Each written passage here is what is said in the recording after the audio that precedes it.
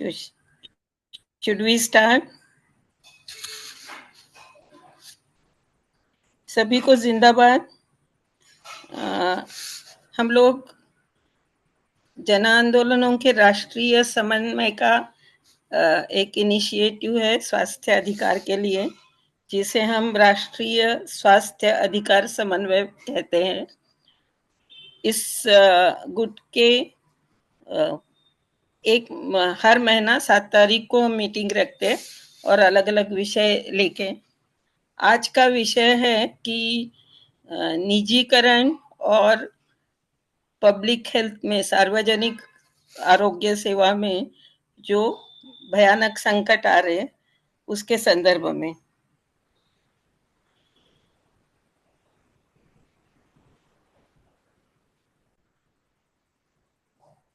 Hello जी जी, hello, can you hear me? Yes please go ahead. अच्छा, हाँ, तो सभी का स्वागत। जैसे थोड़ी लॉजिस्टिक सूचना कि 3 वक्ता हैं हमारे, उनकी थोड़ी देर में मैं पहचान करा दूंगी। हर व्यक्ति 15 मिनट तक बात रखेगा पहले राउंड में। 12-13 मिनट होने के बाद मीरा थोड़ा सा कुछ सिग्नल दे देगी और बाद में तीनों वक्ताओं की भाषण के बाद हम लोग डिस्कशन करेंगे। मेरी आपसे विनती है कि चैट में आपके सवाल लिखते जाइए। आपका यदि स्पेसिफिक स्पीकर के लिए, वक्ता के लिए सवाल है तो उनका नाम भी लिखिए, या तो हम जनरल डिस्कशन में भी लेंगे। मुझे अपेक्षा है कि कुछ पत्रकार मित्र भी आए हैं, तो वो भी बाद में ओपन डिस्कशन में भी पूछ सकते हैं, लेकिन थोड़ा सवाल इधर जब चैट में लिखेंगे तब आप जर्नलिस्ट है ये भी मेंशन करिए, तो आपसे जरूर पहले सवाल आपको मौका दिया जाए।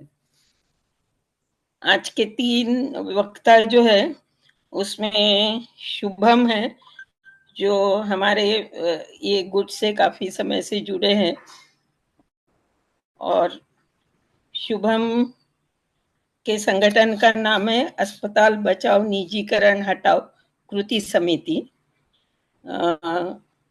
शुभम जो बस्तियां हैं मुंबई की, उनके साथ जुड़े हैं, और जो स्वच्छता कर्मचारी होते हैं उनका यूनियन बनाने में, उनकी संगठन बनाने में वो हिस्सा लेते हैं। और उनके जो प्रमुख संगठन है उसका नाम है जन हक्क संघर्ष समिति मुंबई और लोकतांत्रिक कामगार यूनियन। तो शुभम जी पहले बात रखेंगे। उनके बाद जो हमारी साथी है जो बात रखेगी वो मानखुर्द और गोवंडी के यहाँ पे काम करने वाली कार्यकर्ता है। वो जनवादी हॉकर्स यूनियन, मतलब जो पथारी कामगार बोलते हैं, वो महिला संगठन। हेलो, वो महिला संगठन से आप जुड़ी है, और जनवादी महिला फेडरेशन और आशा वर्कर्स और आंगनवाड़ी वर्कर, इनके संगठन का आप उसमें दान देती है। तीसरी व्यक्ता जो है उनका नाम है त्रिशला जी। त्रिशला जी से मेरी मुलाकात हुई थी अगस्त में, जब जन आरोग्य अभियान, जो जन स्वास्थ्य अभियान का महाराष्ट्र चैप्टर है, उसमें एक अच्छा इनिशिएटिव हम लोगों ने लिया था कि लोगों के स्वास्थ्य अधिकार के लिए काम करने वाले कार्यकर्ता और जो आरोग्य स्वास्थ्य सेवा देते हैं, आरोग्य सेवक है, इनकी यूनियन, इनकी एक जॉइंट मीटिंग हो। क्योंकि जो हम सब महसूस कर रहे हैं, जो पहले बार हमने कोविड लॉकडाउन के समय महसूस किया कि निजी अस्पताल तो अपने दरवाजे बंद कर देते जब मरीजों को सबसे ज्यादा जरूरत होती है, और सच्ची स्वास्थ्य सेवा तो हमारे सब जो सार्वजनिक आरोग्य सेवा के कर्मचारी हमें देते हैं, लेकिन उनके खुद के स्वास्थ्य का लोग कोई जो सरकार है उनकी देखभाल नहीं करती, और उनके अधिकारों को भी काफी नजरअंदाज किया जाता है। इमरजेंसी वर्कर के तौर पे उनको हर बार अपनी खुद का स्वास्थ्य भी संकट में डालते हुए सेवा देनी पड़ती है। तो इसलिए ये एक जॉइंट एफर्ट कि स्वास्थ्य कर्मचारी और लोग इनका एक साथ होके ये मुद्दे आगे बढ़ाना ये बहुत महत्व का लगता है। तो त्रिशला जी जो है इन्होंने जो बंबई में 6 सार्वजनिक स्वास्थ्य से अस्पताल है जिनका निजीकरण का एक कैंपेन चल रही है सरकार की तरफ से, और उसमें से मानखुर का जो बीच में बहुत अच्छा संघर्ष हुआ, बहुत ताकत से उसका निजीकरण रोका गया, जिसमें जन आरोग्य अभियान ने भी सॉलिडारिटी दी थी। एनएपीएम के तरफ से भी हमारे कोई बम्बई के साथी गए थे, शायद उनसे ज्यादा बात नहीं कर पाए। लेकिन आज भी हमारी जो घर बचाओ घर बनाओ आंदोलन की पूनम है, जिसने पिछले महीने में हमको बम्बई की स्थिति का थोड़ा अवगत कराया था, वो बात रखेगी। तिशरा जी जनरल सेक्रेटरी है नर्सिंग एंड पैरामेडिकल स्टाफ इनके यूनियन की, म्यूनिसिपल मजदूर यूनियन इनके साथ आप जुड़ी है, और सार्वजनिक स्वास्थ्य सेवाओं में जो कठिनाई आ रही उसके बारे में एक अच्छा कैंपेन करने में, निजीकरण के विरोध में आपका आप एक नेता के तौर पे काम कर रही है। तो हम अभी आपसे विनती करते हैं कि आप तीनों 15-15 मिनट में आपकी बात रखें। पहले शुभम जी बोलेंगे, तो Shubham ji over to you. Thank you Shubham. हाँ Am I audible? मेरी आवाज आ रही? हाँ हाँ बिल्कुल आ रही। सबसे पहले मैं एनएपीएम का आज इस जरूरी टॉपिक पे चर्चा लगाने के लिए धन्यवाद देना चाहता हूँ। और हमारा जो समिति है अस्पताल बचाओ निजीकरण हटाओ कृति समिति। शुभम थोड़ा शुभम जोर से थोड़ा बात सा रखिए माइक। शायद। हाँ हाँ, हाँ माइक माइक के थोड़ा सा। करीब आ जाइए आप। अभी आवाज आ रही है? रिकॉर्डिंग हो रही है किसी को। हाँ जी। हाँ, अभी अभी बेटर है? ठीक है। हाँ तो अभी ठीक है। मैं अपनी बात की शुरुआत मुंबई में जहाँ हम काम कर रहे हैं वहाँ की परिस्थिति से करना चाहता हूँ। अगर आप ये मुंबई में एक ईस्टर्न साइड पे एक इलाका है मानखुर्द गोवंडी, कई लोगों को मालूम है।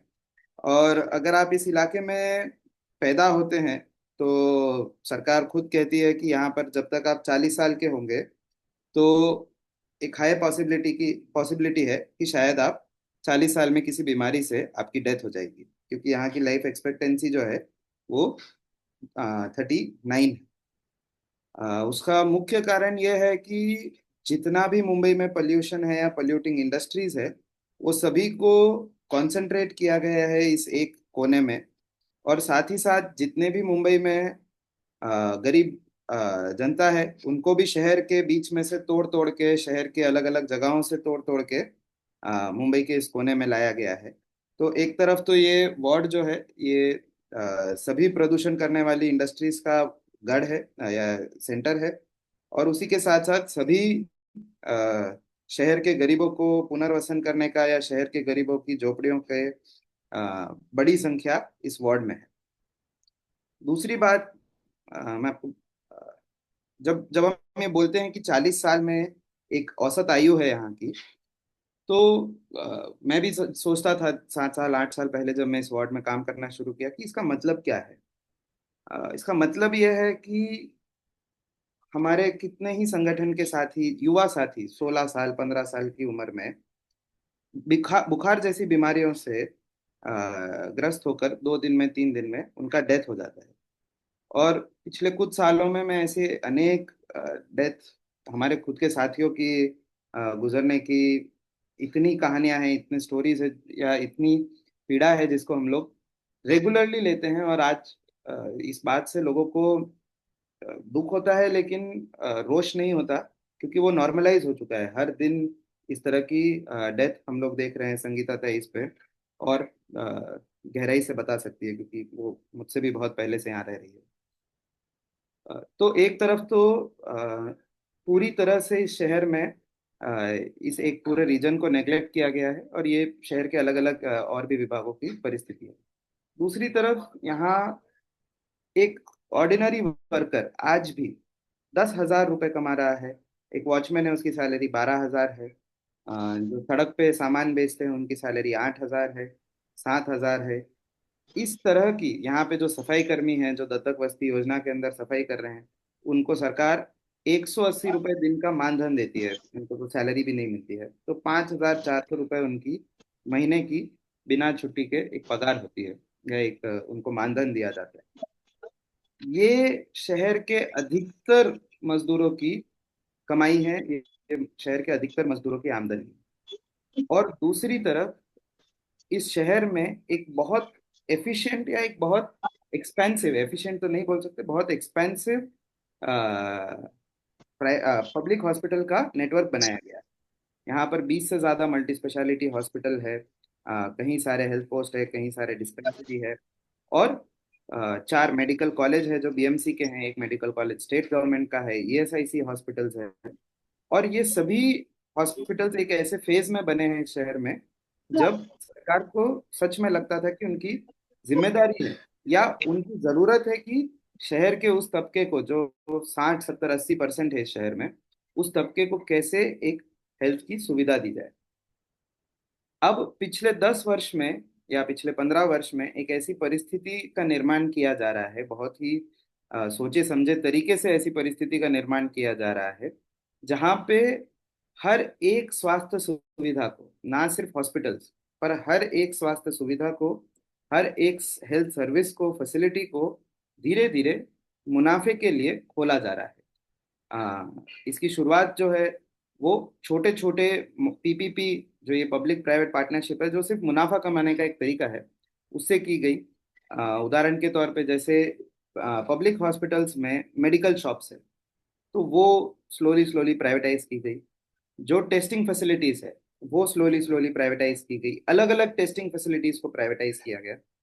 और हर एक पीपीपी का जो कॉन्सिक्वेंस है वो यह है कि ये फैसिलिटी गरीबों के हाथ से बाहर हो जाती है, या फर्दर ये फैसिलिटी डिसफंक्शनल हो जाती है।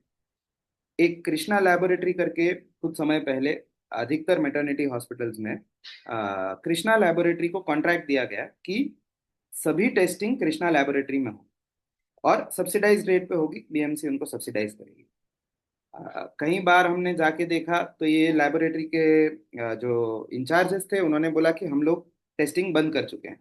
उनसे जब पूछा गया कि टेस्टिंग बंद क्यों है, आरटीआई फाइल की गई, तो पता चलता है कि कृष्णा लैबोरेटरी को बीएमसी ने 10 करोड़ रुपए का बिल पेंडिंग रखा है, तो उन्होंने टेस्टिंग ही बंद कर दी। दूसरी ओर जब तक उन्होंने टेस्टिंग बंद नहीं करी तो हमको कई सारे इंटरनल सोर्सेज बताते हैं कि आधे से ज्यादा टेस्ट जो हैं वो एक्चुअल में किए ही नहीं जाते। वो मतलब डमी रिपोर्ट्स बनाई जाती है, क्योंकि उनके पास फंड्स ही नहीं है, बजट ही नहीं है उन टेस्ट को करने का। तो अ, ये तरह का जो एक पूरा प्राइवेटाइजेशन का मॉडल है वो तेजी से पिछले 15 साल में बढ़ता जा रहा है।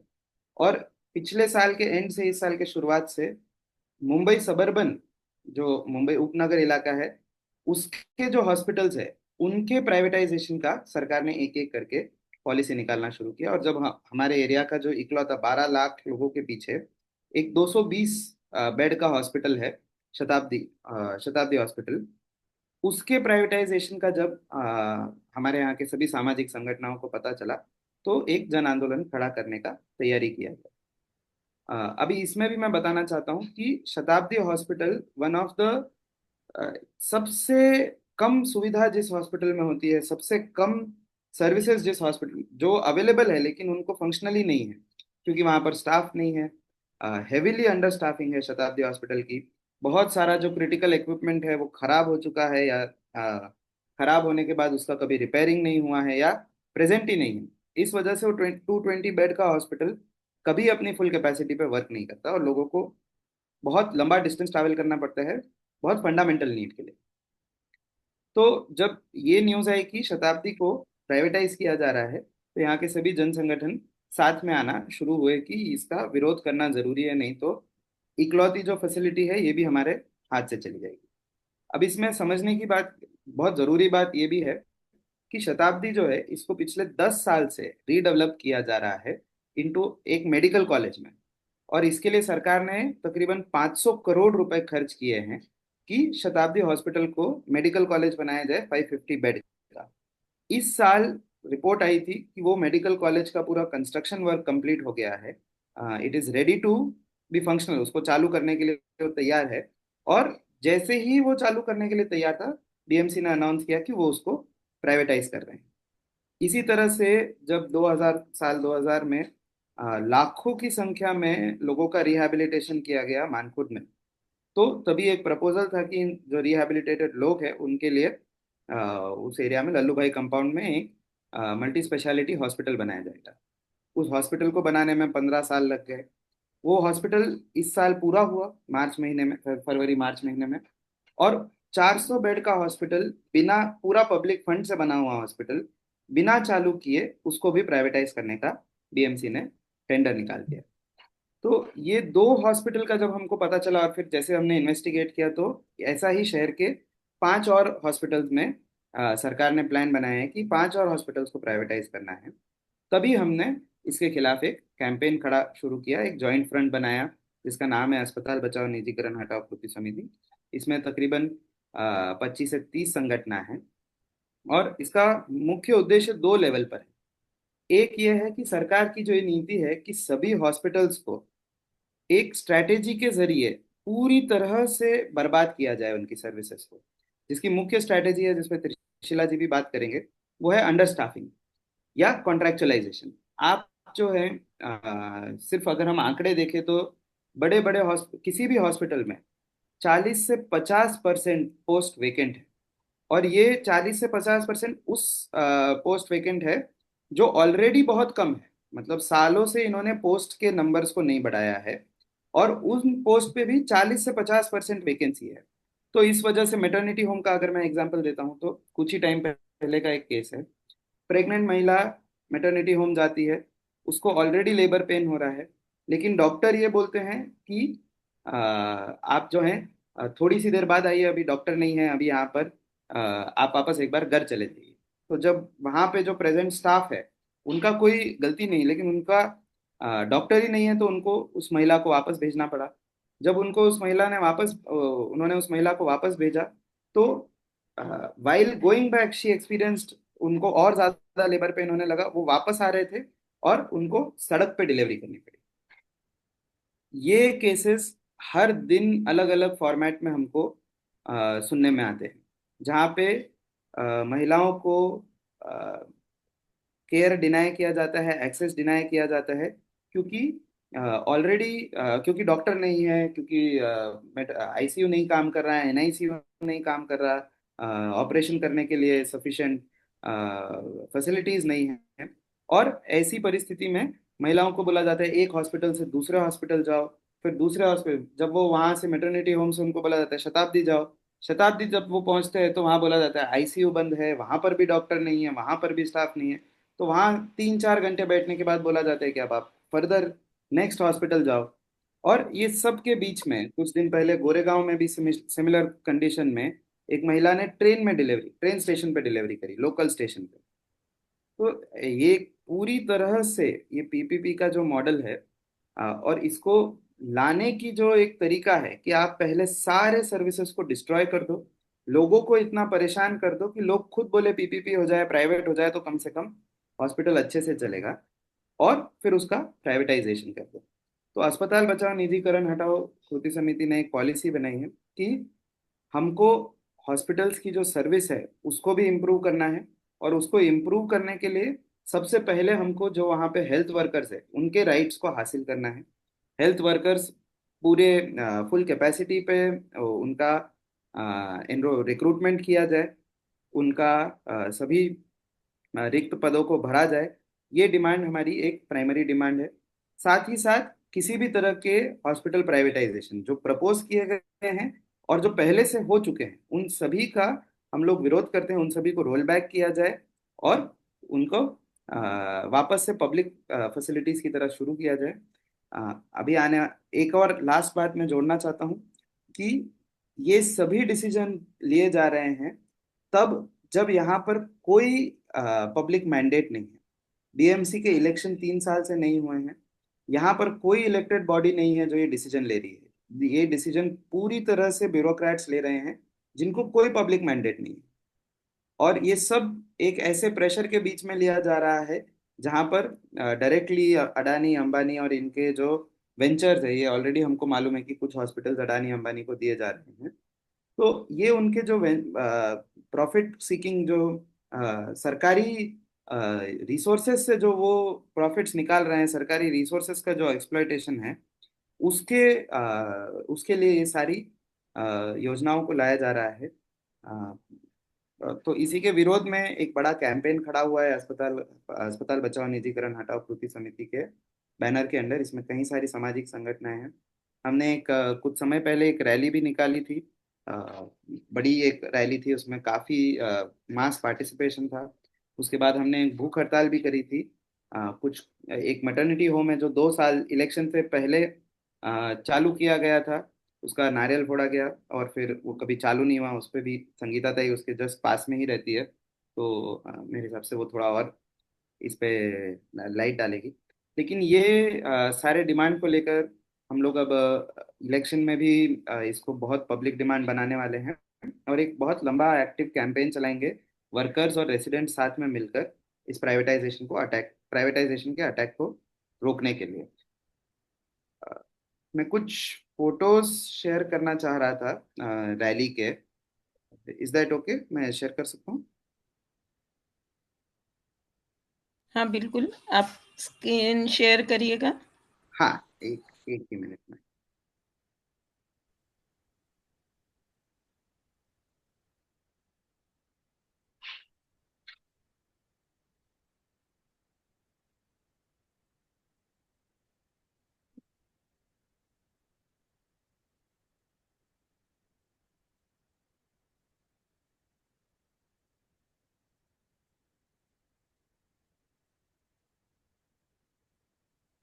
दिख रहे हैं क्या? Yes yes. हाँ, दिख रहा। थोड़ा एनलार्ज कर सके तो करिए। हाँ, इलाज करें और थोड़ा सा वेट करें एक एक फोटो पर 10 सेकेंड। हाँ।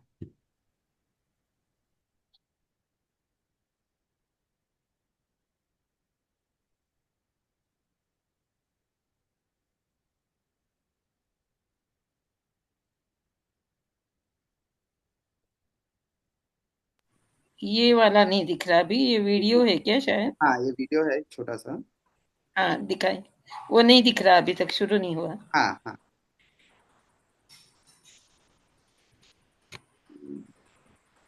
हल्का सा लोड होने में।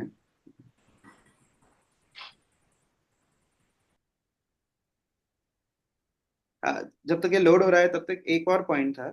जब हम ये कैंपेनिंग कर रहे थे बस्तियों बस्तियों में जाके, तो लोगों के बीच से इतना एक्सट्रीम स्ट्रेस हमको फील हो रहा था क्योंकि लोग हर दिन हॉस्पिटल्स जा रहे हैं और उनको केयर डिनाई किया जा रहा है, उनको फैसिलिटी में एडमिट करने से रोका जा रहा है लगातार। उनको नॉट जस्ट ट्रीटमेंट डिनाई किया जा रहा है, पर इस तरह के सिस्टम बनाए जा रहे हैं जहाँ पे ट्रीटमेंट पाना इतना मुश्किल हो चुका है।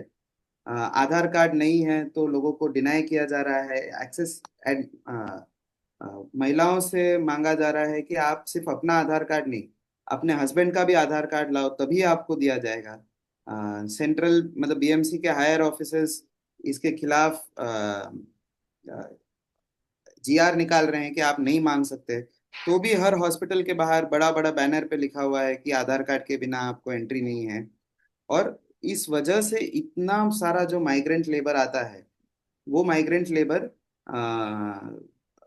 नहीं एक्सेस कर पा रहा है हेल्थ केयर फैसिलिटीज को। फॉर एग्जांपल, कई सारी जो हमारे यूनियन में जो सफाई कर्मचारी महिलाएं हैं, वो गुमंतु समाज से है, वो आते हैं, उनके हस्बैंड्स के आधार कार्ड नहीं होते, उनके पास बहुत ही कम डॉक्यूमेंटेशन होता है,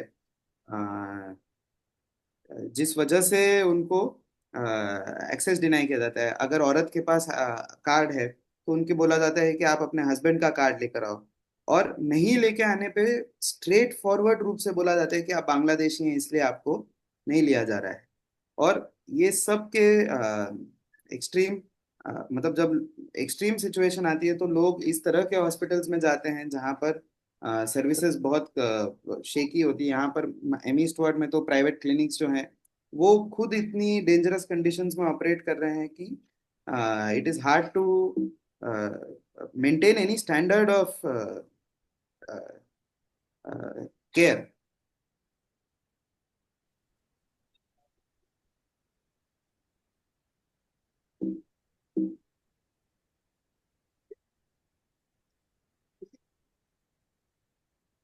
ये कुछ फोटोज थे। मैं अपनी बात को यहीं पे रोकता हूँ। धन्यवाद शुभम। हम लड़ेंगे साथी, एक दूजे का साथ देते हुए। इस विश्वास के साथ हम आगे बढ़ेंगे। हेलो, सुनाई दे रहा है? हाँ यस हाँ, यस, स्वास्थ्य है। हाँ कमल, सुनाई दे रहा है। हाँ जी। और शुभम, मैं आपसे विनती करूंगी कि बाद में भी आप घर बचाओ घर बनाओ आंदोलन जो बम्बई में एनएपीएम का एक महत्वपूर्ण घटक है, उनसे संपर्क करिएगा। वो लोग जरूर आना चाहते हैं आपके इसमें, तो थोड़ा आप प्रोएक्टिवली उनसे संपर्क करिएगा। पूनम का नंबर दे दूंगी मैं, पूनम शायद आएगी भी आज। मुझे लगता कि कोई भाषांतर की जरूरत नहीं है ना, वीणा जी, और anyone who needs English translation? No. We are fine with Hindi, I told you. या As long as तो you don't Shubham ji, slip into Marathi. हाँ, नो वी वोंट। हाँ. Thank you या so thank you, much. Thank you. तो हम सब जानते हैं अभी वंदना प्रसाद जी से लेके हमारे बहुत जन स्वास्थ्य अभियान के शुरू के साथी भी जुड़े हैं, और हम याद कर सकते हैं कि एकदम शुरू में तो स्वास्थ्य का मुद्दा पॉलिटिकल, इस पे कोई इलेक्शन मैनिफेस्टो में भी नहीं आता था। अभी जन स्वास्थ्य अभियान के 2 दशक से ज्यादा इसके योगदान के कारण अभी कम से कम उसका चर्चा तो होता है।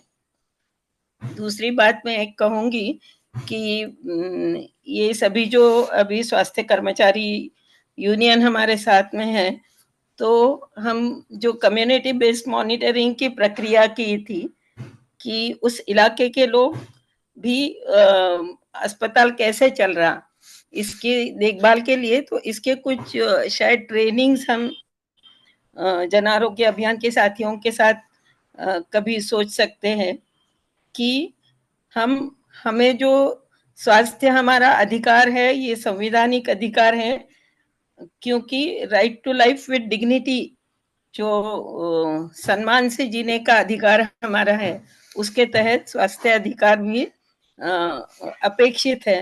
लेकिन सरकार अपनी जिम्मेदारियां नहीं निभाती, और बजट कम करना, स्टाफ नहीं देना, सुविधाएं कम करना, इस प्रकार से वो निजीकरण, जैसा शुभम ने भी बोला, निजीकरण को बढ़ावा देने के लिए ही हमारी जो सार्वजनिक सेवाएं हैं वो ठीक नहीं चला रही है।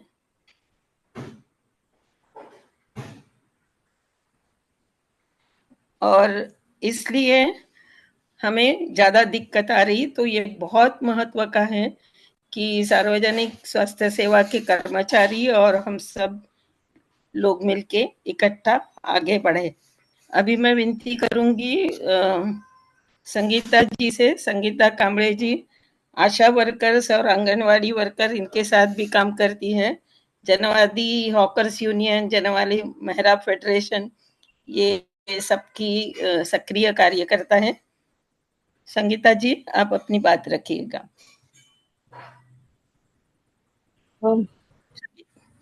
Thank you. मैं आंगनवाड़ी कर्मचारी संगठन के महाराष्ट्र राज्य की महासचिव हूँ, और बाकी जब ये आशा वर्कर और एक मिनट। आशा वर्कर और हॉकर्स ये स्थानिक लेवल की कमेटी में हूँ। तो आंगनवाड़ी का पहला हमारा प्रायोरिटी है। मैं ये इसके ऊपर आप सभी का ध्यान देना चाहती हूँ कि हमारे जो काम है, जैसा आंगनवाड़ी में हमारा कुपोषण और बाल मृत्यु और माता मृत्यु के ऊपर काम है। तो हमारे जो आंगनवाड़ी और आशा के जो लोग हैं, हमेशा अस्पताल में पेशेंट को लेके जाना, बच्चों लोगों को लेके जाना, माँ बाप को उनके इलाज देना, ये सब काम करते हैं। तो अभी पहला ऐसा था कि शताब्दी हॉस्पिटल में बराबर ध्यान देते थे कुपोषित, अगर हम लोग बच्चे लेके जाते थे। अभी कोई ध्यान उधर बराबर देता नहीं है। हमारे बच्चे उधर जाते हैं तो बराबर इलाज नहीं मिल रहा है।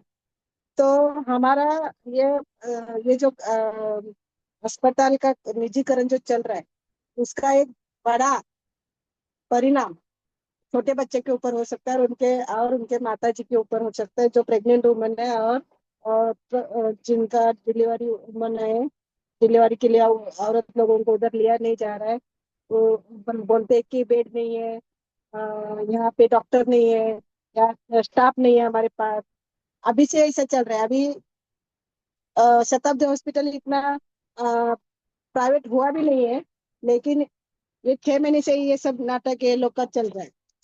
तो हमारा आंगनवाड़ी और आशा का भी ये जो अपना आंदोलन है, स्वास्थ्य स्वास्थ्य के लिए सरकारी हॉस्पिटल का निजीकरण के खिलाफ जो आंदोलन है, तो मेरा कहना है आपका सभी को विनती है कि ये आशा वर्कर और आंगनवाड़ी जो कर्मचारी है, वो पूरा ग्राउंड लेवल पे काम करते हैं। और ये ग्राउंड लेवल पे किसके साथ में काम करते हैं? जो लेबर है, जो मजदूर है, जो गरीब है, उनके फैमिली के साथ में काम करते हैं। और उनके ही स्वास्थ्य के मुद्दे के ऊपर हम चर्चा करें। तो ये हमारे लाभार्थी है, मतलब आंगनवाड़ी के और आशा के। और उनका स्वास्थ्य अच्छा रहने के लिए हम क्या कर सकते हैं? ये आंगनवाड़ी आशा को दिशा देना और उनके साथ में एक अच्छा ये बना के कोऑर्डिनेशन रख के हम लोग अगर काम कर सकते हैं, तो इन जो हम अभी संस्था करके सब संस्था इकट्ठा के काम कर रहे हैं, ये नीचे लेवल पे जिनका ये खुद का मुद्दा है, उनके साथ में उनको लेके अगर हम लोग जुड़ के काम करेंगे, तो ज्यादा प्रभावशाली होगा, ऐसा मुझे लगता है।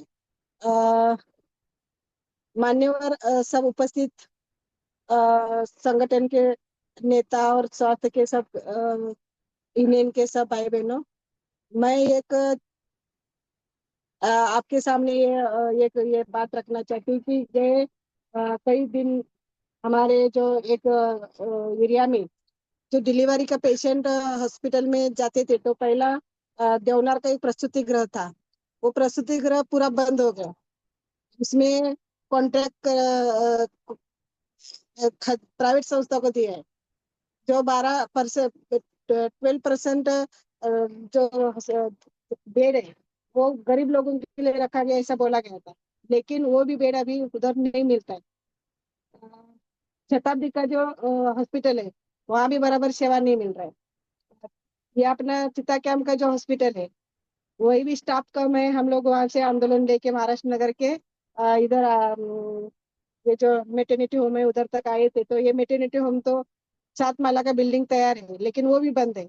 ऐसी परिस्थिति में यम ईस्ट में जो हमारे मजदूर ज्यादा से ज्यादा गरीब, पूरा मुंबई में जो गरीब इलाका है वो यम ईस्ट वार्ड में। और वो यम ईस्ट वार्ड में हमारे दादरी एक्का के नीचे जो हमारे लाभार्थी हैं, उनके लिए स्वास्थ्य जो है ये मुफ्त और अच्छा क्वालिटी का मिलना चाहिए, और उनका ये अधिकार है। लेकिन ऐसा नहीं हो रहा है। यहाँ पहला सरकार ने यहाँ से शुरुआत किया है, हमारी एम ईस्ट से प्राइवेटाइजेशन करने का। तो उसका हम लोग धिक्कार करते हैं। हम अ, ये तो जो भी आंदोलन है उसमें हम लोग शामिल भी थे और आगे भी रहेंगे। सरकारी अस्पताल केवल एक इमारत नहीं, ये गरीब का एक विश्वास है और उम्मीद भी है। लेकिन आज परिस्थिति सब बदल गई है। आज परिस्थिति सब बदल गई है। गवर्नमेंट के हॉस्पिटल यदि हम लोग देखा कि कोरोना काल में सब गवर्नमेंट के हॉस्पिटल चालू थे और प्राइवेट हॉस्पिटल बंद थे। और हमारे आंगनवाड़ी आशा सेवा देती थी। एरिया के जितने भी पेशेंट थे वो पेशेंट को लेके जाना, उनको इलाज बराबर मिल रहा है क्या देखना, उनको बराबर इलाज मिला कि वो अच्छा होएगा तब तक उनके साथ में रहना, ये सब आशा और आंगनवाड़ी काम करते थे। अभी ये प्राइवेट हॉस्पिटल में क्या ऐसा ऐसा कोई भी कोरोना जैसा बीमारी महामारी आएगा तो तो आगे जाके क्या इलाज ऐसा हो सकता है? नहीं होगा। तो गरीब लोग बिना दवा का बिना इलाज का मर जाएंगे, ऐसा अगर बीमारी आ जाएगा, ऐसा जब अगर प्राइवेटाइजेशन हो जाएगा तो। और इसके लिए डॉक्टर डॉक्टर मरीजों को मरीजों को इंसान समझ के काम करते हैं, लेकिन जब प्राइवेट हो जाएगा तो इंसान ने एक पैसा कमाने का जरिया उनके लिए बनेगा। और सरकारी हॉस्पिटल में आपने अभी अभी भी देखा होगा कि आप पूरा भारत से लोग आते हैं मुंबई में, सिर्फ मुंबई के लोग नहीं आते, तो पूरा भारत से लोग आते हैं, गांव खेड़े के लोग आते हैं, विलेज के लोग आते हैं। और क्यों आते हैं इधर? क्योंकि अच्छा अच्छा इलाज मिलता है और मुफ्त में इलाज मिलता है, इसके लिए इधर आते हैं। अगर ये प्राइवेट हॉस्पिटल हो जाएगा सब तो जो गांव से यहाँ पे आने वाले और अच्छे होने होने के लिए आते हैं, क्या आगे जाके उनको भी इलाज नहीं मिलेगा? तो पूरा मुंबई में जो भी हॉस्पिटल है वो प्राइवेट नहीं होना चाहिए, उनको रोकना चाहिए। इसके लिए निजी हाथों में हॉस्पिटल जाना वो रोकना चाहिए। सरकार को एक बीमारी लगाए हर बात प्राइवेट करना, उनको बस बस का जो भी है वो प्राइवेट चल रहा है। आंगनवाड़ी के ये ऊपर भी संस्था को चलाने को दे रहे हैं। हर काम में उनको संस्था बड़े बड़े पैसे वाली की कंपनी दिख रही है, लेकिन जो गौर गरीब के लिए सिर्फ योजना ये चालू करे, वो योजना अगर प्राइवेट हाथ में जाएगा तो क्या गरीब को जैसा आज सेवा मिल रहे वो मिलेगा? अभी भी सिर्फ 11% बच्चे उनको अच्छा खाना मिल रहा है आंगनवाड़ी में, और बाकी के बच्चे कुपोषित। थोड़ा बहुत अच्छे है लेकिन बाकी के बच्चों को बराबर खाना नहीं मिल रहा है, ये अगर हालत है। 48% औरत लोगों को बराबर खून नहीं है, उनको खाना बराबर नहीं मिल रहा है। ये सब मजदूर के बच्चे हैं, ये सब मजदूर के औरत फैमिली के महिला लोग हैं। ऐसे इस परिस्थिति में अगर ये काम धंधा बराबर नहीं चल रहा है हर जगह में, अभी शुभम ने बताया कि 5,000 में लोग काम करते हैं, ये सफाई काम कर्मचारी, हर कामगार हमारे जो है एक पूरा घर का काम करेगा तो 4,000 और 5,000 रुपये मिलते हैं। ऐसे में कोई हो जाएगी बड़ी बीमारी हो जाएगी, उनके ऊपर अगर इलाज करना है तो हमारे लोगों को जैसे लाभार्थियों को कहाँ जाना पड़ेगा? ये इलाज बिगड़ इलाज से ये लोगों को मरना ही पड़ेगा। अगर ये ऐसा नहीं होना चाहिए तो हम लोगों को जिनके ऊपर इलाज होता है, जिन जो सचमुच लाभार्थी जो एरिया में है उनको लेके उनको संगठित करके हम लोगों को काम करना पड़ेगा, मुझे ऐसा लगता है। दूसरा मैं ये दूसरा मैं ये बात रखने वाली है कि जब भी एक नौकरी फिक्स रहता है, काम धंधा फिक्स रहता है, तो कर्मचारी सही ढंग से काम करते हैं। अगर नौकरी की सुरक्षितता नहीं है, काम धंधा सुरक्षित नहीं है, तो उनका दिल नहीं लगता है, वो बराबर काम नहीं करता है। तो घाई घाई में वो लोग उनका काम नहीं करेगा, दूसरी जगह में जाके प्राइवेट हॉस्पिटल में वो काम करेगा तो उनको उस दूसरी जगह में खुद का अगर वो डॉक्टर अगर कोई अच्छा डॉक्टर है, तज्ञ डॉक्टर है, वो हॉस्पिटल में काम कर रहा है, उनको प्राइवेट रखा है, मतलब कॉन्ट्रैक्ट बेस में रखा है, सिस्टर को प्राइवेट कॉन्ट्रैक्ट बेस में रखा है, और उनको नौकरी का कुछ शाश्वती नहीं है, तो उनका उनके ऊपर असर पड़ता है और उसका काम के ऊपर, काम का जो क्वालिटी है उसके ऊपर भी असर पड़ता है। पहला ऐसा था कि अगर कोई अच्छा डॉक्टर है तो उसको कोई बड़ा अधिकारी है, उनको प्राइवेट का सेवा नहीं शुरू करना है, उसको ऐसा फैसिलिटी देते थे, उसको सब पगार बिगार मानधन मिलधन सब अच्छा देते थे, क्योंकि उसको प्राइवेट में जाके नौकरी नहीं करना पड़े और खुद का सेवा अगर करेगा तो उसको दंड दंड बिठाया जाता था। लेकिन अभी ऐसा है कि गवर्नमेंट का हॉस्पिटल में अगर कोई डॉक्टर काम कर रहे हैं तो उधर बराबर ध्यान नहीं देगा, उधर ऑप्शन रहेगा, क्योंकि वो कॉन्ट्रैक्ट बेस पे काम है। और अपने खुद का हॉस्पिटल उधर शुरू करेगा, उस अच्छा डॉक्टर है, उधर लाइन रहेगा पेशेंट का। और इधर बराबर ध्यान नहीं दे रहा है, क्योंकि ये गवर्नमेंट ना उनको काम धंधा काम का शाश्वती नहीं दे रहे। हम लोग जब भी वार्ड ऑफिस में मीटिंग में गए थे ये आंदोलन के दरमियान, तभी हमारा महाराष्ट्र नगर का मानपुर का हॉस्पिटल क्यों नहीं शुरू कर रहे, हम लोग ये प्रश्न पूछा। तभी उधर के अधिकारी ये बोल रहे थे कि हमारे पास हमने बहुत ये निकाला, जाहिरात निकाला, लेकिन कोई आगे नहीं आया नौकरी के लिए। हमारे पास डॉक्टर नहीं आ रहे, तो अगर तुम लोग को डॉक्टर मिलता है तो बताओ, हम लोग हॉस्पिटल शुरू करेंगे। इसका मतलब क्या है कि ये सरकार की पहले नौकरी के लिए लोगों को लाइन लगती थी, अभी क्यों डॉक्टर नहीं इनको मिल रहा है? क्योंकि नौकरी का और काम का शाश्वती नहीं है, शाश्वती नहीं है, तो इनको कोई डॉक्टर नहीं मिल रहा है, इसके वजह से हॉस्पिटल नहीं चला रही है। तो ऐसा ये भी बड़ा मुद्दा है कि अगर काम का शाश्वती सही नहीं होगा तो क्यों बड़े बड़े अच्छे डॉक्टर यहाँ पे डॉक्टर का सर्विस देने के लिए आएंगे? वो खुद का सेवा शुरू करेंगे, खुद का नर्सरी शुरू करेंगे, नर्सिंग होम शुरू करेंगे और काम करेंगे। अब हर काम में ये अ, निजीकरण का असर पड़ता है। और निजीकरण में अगर एक पेशेंट है, कभी कभी ऐसा होता है कि पेशेंट महंगा दवाई लाना पड़ता है, महंगी टेस्ट खरीदना पड़ता है, महंगा इलाज सब महंगा रहता है, तो कोई कोई पेशेंट हॉस्पिटल नहीं जाते, हॉस्पिटल नहीं जाते। उनका जिनके पास पैसा नहीं है, जिनको जिनको इलाज करने के लिए कुछ पैसे का ये नहीं है, वो लोग नहीं जाते। वो घर में ऐसा अगर रहेंगे तो क्या हमारा जो हेल्थ का जो अधिकार है, आरोग्य अधिकार है, वो अधिकार उनको मिलेगा? बहुत से ऐसे हमारे गरीब गरीब लोग हैं जो 2 टाइम का टाइम में खाना भी नहीं, उनको जो खाने का टाइम में नहीं मिल रहा है। तो अगर ये सब महंगा दवाई, महंगा इलाज अगर होगा तो ये बीमारी से नहीं मरेंगे हमारे लोग जो और गरीब लोग हैं। वो इलाज का जो दवा महंगा महंगा इलाज है, उसमें ज्यादा ये परेशान होंगे, और वो पैसे से कर्जा से मरेंगे। तो ये सरकार का ये चाल है। तो मुझे ऐसा लगता है कि हमारी संगठन हम लोग बनाए हैं, हमारे आने बहुत से संस्था, शुभम ने भी बात रखा, त्रिशिला ताई भी है, आप लोग बहुत उसके ऊपर बहुत स्टडी किया है। हमारा काम है कि हम एरिया में हमारा स्टडी, आप आपसे इतना इतना ज्यादा स्टडी नहीं है।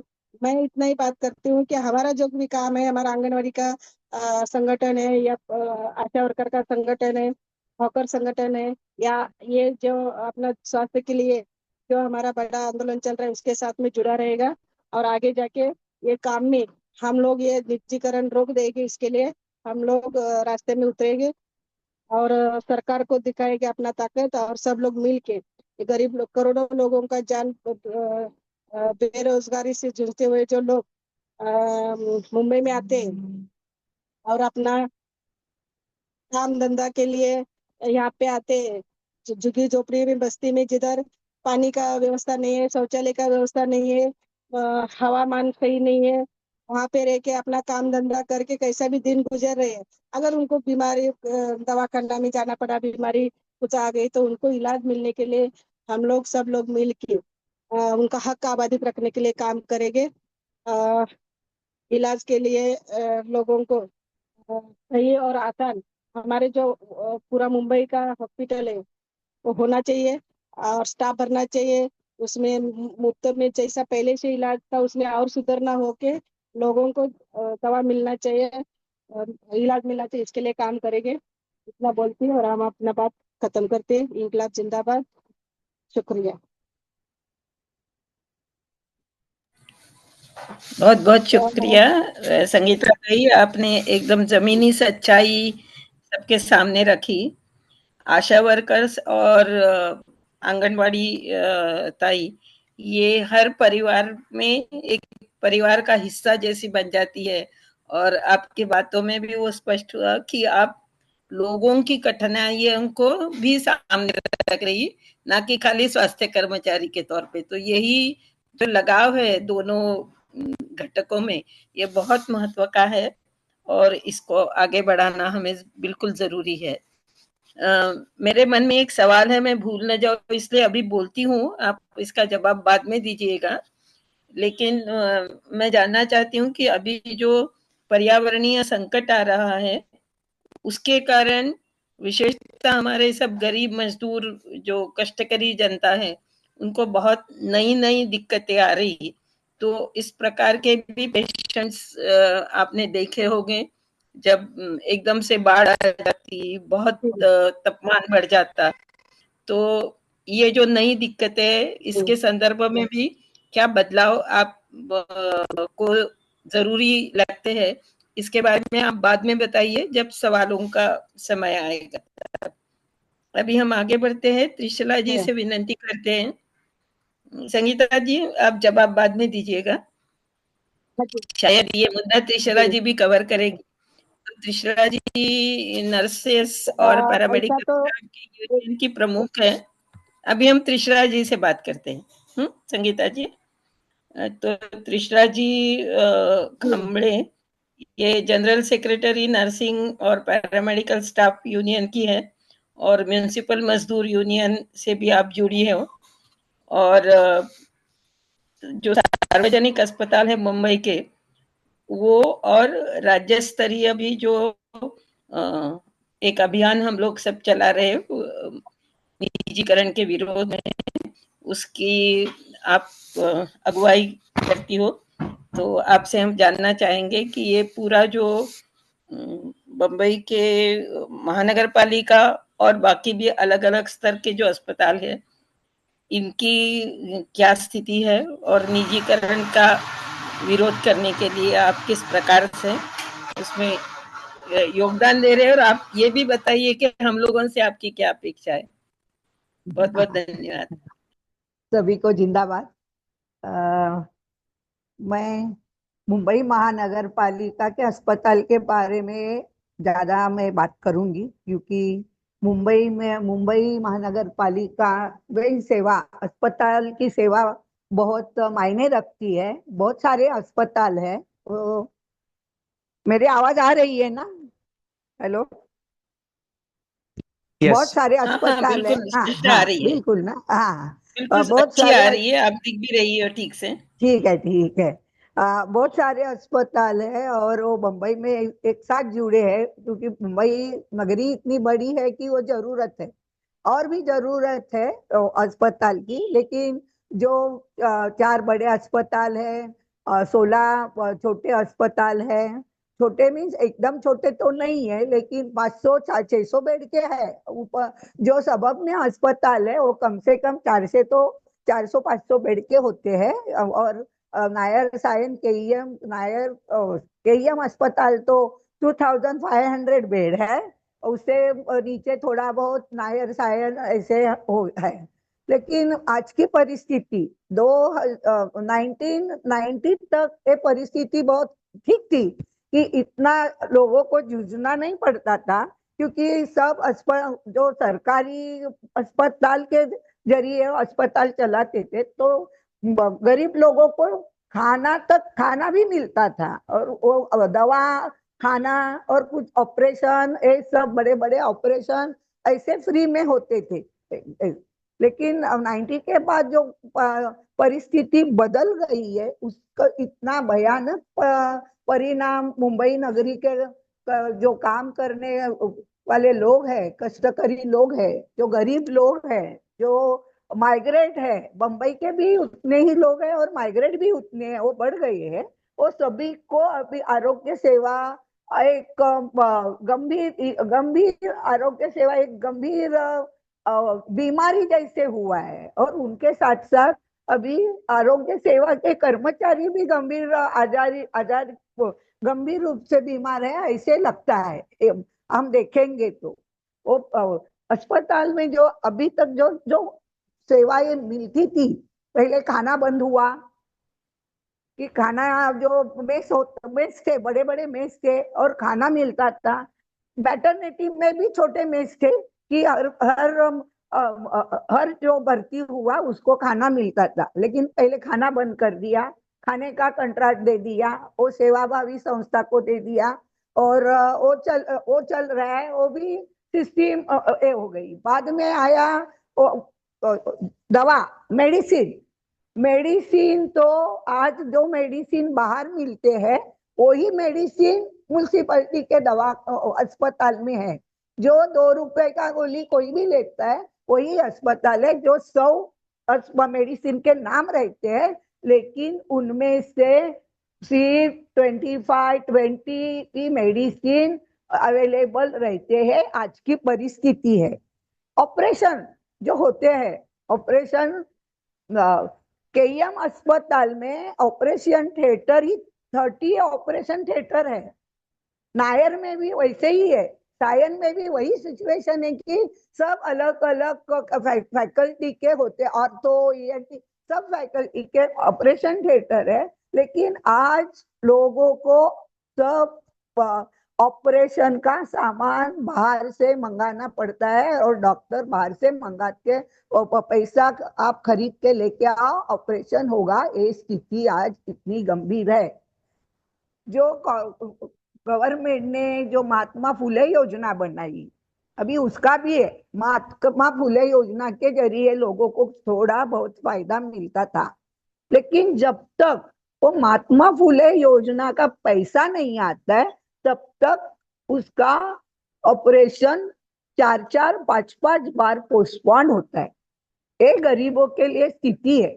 4-4, 5-5 बार जब तक पैसा नहीं आता है तो ऑपरेशन नहीं होता है, और फिर जो गंभीर रूप से ऑपरेशन की जरूरत होती है तो गरीब बेचारे लोग वो बाहर निकल जाते हैं, और बाहर प्राइवेट में उनका खर्चा होता है, और वो सब कर्ज बाजारी हुई होते हैं। बहुत सारे पैसे उनमें लोगों से जाते हैं। कौन सी भी सेवा नहीं है। अभी बड़े अस्पताल में नायर सायन मेडिकल कॉलेज है, उनमें मेडिकल स्टूडेंट रहते हैं, और उनके हायरार्की जो प्राध्यापक है, प्रोफेसर, ये सब उनका जो है वो रहते हैं। तो उधर वहां डॉक्टर लोगों की वैसी कमी नहीं रहती है, क्योंकि post graduate student, MBBS student और नर्स, वो पढ़ने वाली परिचारिका स्कूल भी है, 5 स्कूल है, वो नर्सेस भी उनको अवेलेबल रहती है, तो इतनी दिक्कत नहीं होती है। लेकिन जो बाहर बाकी सब अस्पताल है, मैटरनिटी होम है, उनमें इतनी दिक्कत डॉक्टर लोगों की है कि डॉक्टर लोग अवेलेबल नहीं होते हैं, और वो डॉक्टर अवेलेबल नहीं होने से कारण जो दूसरे स्टाफ है, ज्यादा से खास करके नर्सेस को बहुत दिक्कत आती है कि डॉक्टर अवेलेबल नहीं है, तो वो जो डिलीवरी कैसे करेंगे, बाकी औषध दवा पानी कैसे करेंगे, उसको इमरजेंसी क्या ट्रीट करेंगे, वो कंफ्यूज में रहती है। और वहां फिर उनका और लोगों का संघर्ष होता है, और ना मिलने से, डॉक्टर ना होने से दूसरे अस्पताल में जाना पड़ता है, और बीच में डेथ होती है, बीच में डिलीवरी होती है। ये सब काम बगैर डॉक्टर तो नहीं है, मैटरनिटी और बाकी अस्पताल में नहीं होते हैं, तो ये दिक्कत बहुत लोगों को आती है, और उनको वही फिर अपने जो प्राइवेट अस्पताल का जो रास्ता है वो उनको चुनना पड़ता है। और ये सब लोग फिर प्राइवेट अस्पताल में जाने के बाद जो उनके ऊपर कर्ज का बोझा आता है, क्योंकि पैसा तो किसी के पास नहीं रहता है, कर्ज का बोझा आता है, वो बहुत बीमारी से वही चालू रहती है। दूसरी बात है कि कॉरपोरेशन का जो बजट है, बजट सही है, लेकिन उसका अभी तो थोड़ा थोड़ा कम करते, लेकिन फिर भी उसका इस्तेमाल ठीक से करेंगे, उसका इस्तेमाल ठीक से करेंगे तो वो ठीक है। लेकिन सब अभी कंट्राटी लेबर, कंट्राटी डॉक्टर, कंट्राटी नर्सेस तो वैसे कम है, लेकिन कंट्राक्टी डॉक्टर ज्यादा है, और कंट्राक्टी डॉक्टर जैसे संगीता ने जिक्र किया कि वो नहीं रहते, वो अपना किधर प्राइवेट अस्पताल निकालते हैं, थोड़ा थोड़ा कुछ डिस्पेंसरी निकालते हैं और वहां जाते हैं। तो पहली तो बीमारी है कि ये जो कॉरपोरेशन का चल रहा है, अभी तो 5 अस्पताल उन्होंने पीपी के तौर से दिया है, पीपीपी करेंगे। वो 5 अस्पताल में जो है, वो शुभम ने जिक्र किया, गोवंडी शताब्दी, बांद्रा का भाभा हॉस्पिटल, भगवती अस्पताल, भगवती अस्पताल कॉरपोरेशन ने अभी अभी नया बांधा है, पहले जो पुराना तोड़ के। लेकिन वो इतना 5 स्टार होटल जैसा अस्पताल जैसे बांधा है, और उसके बाद में उन्होंने डिक्लेयर किया कि ये अस्पताल पीपीपी में जाएगा। वो भी इतना बड़ा अस्पताल है, इतनी बड़ी जमीन है, सब अस्पताल की, मुंबई महानगर पालिका की सब अस्पताल की जमीन बहुत बड़ी है। एक 5 हॉस्पिटल तो है। अभी हमारे सुनने में आया है कि कस्तूरबा हॉस्पिटल जो 100 साल से पुराना है, जीटीबी हॉस्पिटल शिवड़ी में है, टीबी के लिए बहुत सारा, वो तो 135 इयर्स ओल्ड अस्पताल है। और ईएनटी अस्पताल स्पेशलाइजेशन के 5 जो अस्पताल है वो अभी बिक दिए हैं, बिका मतलब दे दिए हैं, लेकिन उसका कोई जिक्र मुंबई महानगर पालिका में नहीं करता है। अभी एक 5 अस्पताल की जमीन हम देखेंगे तो जमीन का मुद्दा आता है, और वो जमीन सब बेचने का काम मुंबई महानगर पालिका ने किया है। बहुत बड़े और एक प्रेसियस अस्पताल है, एकदम प्रेसियस अस्पताल है, क्योंकि कोई भी टीबी तो कम नहीं हुआ है, लेकिन टीबी अस्पताल बंद करने का है। कस्तूरबा अस्पताल तो हर कोई भी बीमारी आती है तो उधर जाते हैं, लेकिन वहां भी अभी 5 अस्पताल है, प्रेसियस है, और एक प्रेसियस अस्पताल है और अभी बेच दिए है। ऐसे एक ऑफिसर ने, मेडिकल ऑफिसर ने बोला कि आपको कैसे मालूम नहीं है, ये अस्पताल तो बेचे दिए है, लेकिन कोई भी हमारे पास लिखा पढ़ी नहीं है। वो ऑफिसर जो टॉप का ऑफिसर है, लेकिन उनको भी मालूम नहीं है। अभी एक पीपीपी अस्पताल 5 और एक 5 अस्पताल बेचे हुए अस्पताल। अभी और एक नया फड्डा आया है कि ब्लड बैंक प्राइवेट करेंगे। अभी जो जितने भी मुंबई महानगर पालिका के अस्पताल है उनमें ब्लड बैंक है, तो किसी को भी ब्लड फ्री में देते हैं, जिसके पास कार्ड है वो। जिसके पास कार्ड नहीं है उसको 300 रुपए में ब्लड मिलता है, और प्लाज्मा विज्मा ऐसे कुछ होगा तो वो 125 150 तक जाता है, ज्यादा से ज्यादा 300 होता है। लेकिन अभी प्राइवेट का उन्होंने पेपर पे भी आया था और डिक्लेयर भी किया है कि प्राइवेट करेंगे तो जो कर्मचारी है उनको 1100 में मिलेगा, और जो बाहर से कोई आएगा तो उनको 1300 में।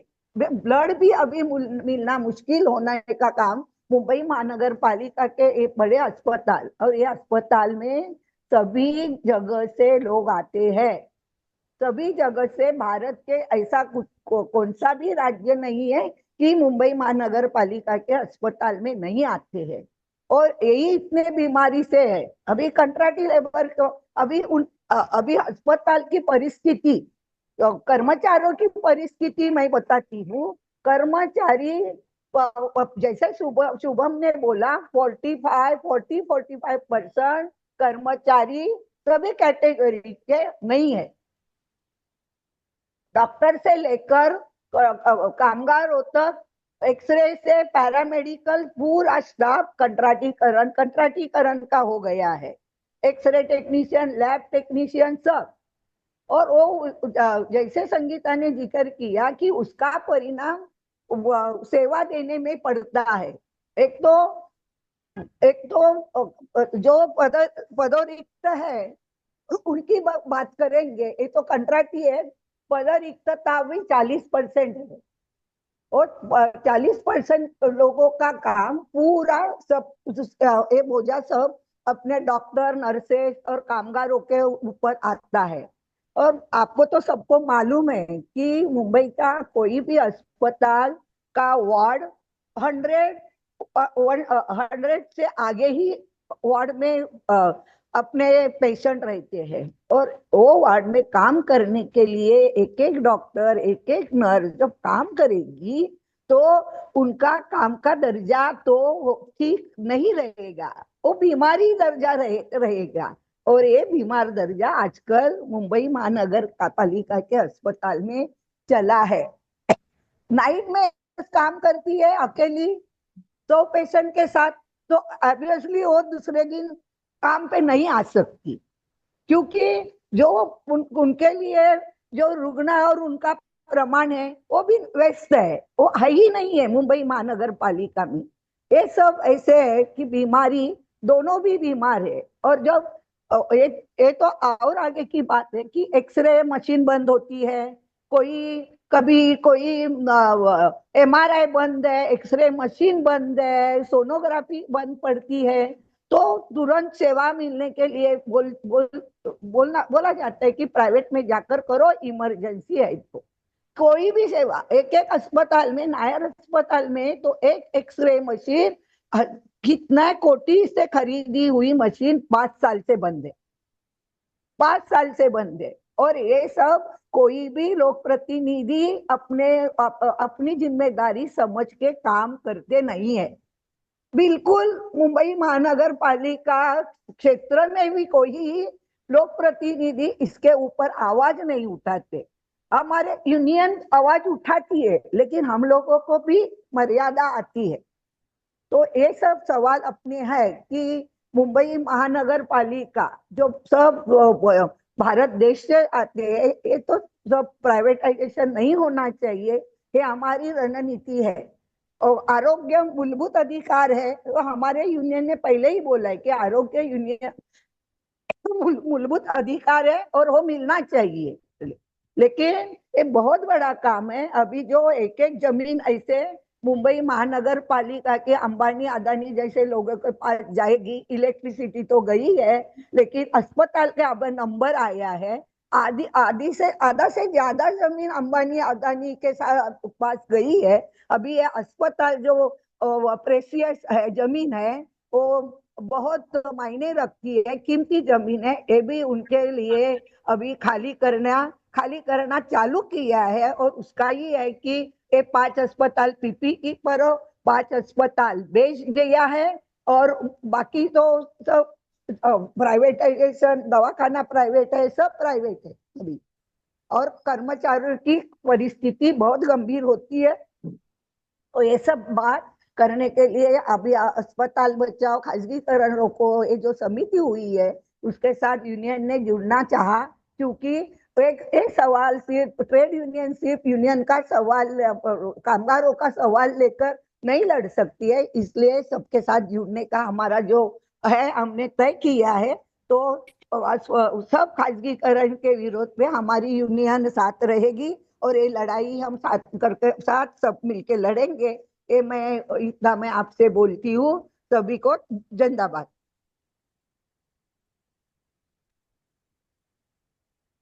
हेलो कॉमरेड, हो गया मेरा? बहुत बहुत शुक्रिया त्रिशया अभी जी। बाकी जैसे याद त्रिशया आएगा जी बहुत वैसे बहुत मैं शुक्रिया। Thank you. हाँ बिल्कुल सही। आपने बहुत महत्व के मुद्दे उठाए, जो स्टाफ और बजट और कंट्राटीकरण ये तो सब जानते ही है, लेकिन आपने बहुत महत्व का जो जमीन है, प्राइम पोजीशन, प्राइम लोकेशंस की, उसका जो मुद्दा उठाया, उससे मुझे एक नारा याद आ रहा। अभी ऑनलाइन में नारा तो नहीं दे सकते, लेकिन मुंबई हमारी, आपकी नहीं, अडानी अंबानी की, इस प्रकार के घोषणाओं के साथ हमें बजट सेशन के तब भी बड़ा राज्य स्तर पे तो कुछ करना ही पड़ेगा, मोर्चा और धरना ऐसा। और मैं और एक याद दिलाना चाहती सभी जो इसमें सहभागी है कि जन स्वास्थ्य अभियान के 25 साल के अवसर पर राष्ट्रीय अधिवेशन कन्वेंशन होने वाला है, नेशनल कन्वेंशन दिल्ली में दिसंबर 11 और 12 को। उसमें अलग अलग विषय के पैरेलल सेशन होंगे, जिसमें प्राइवेटाइजेशन वाला एक विशेष सत्र है।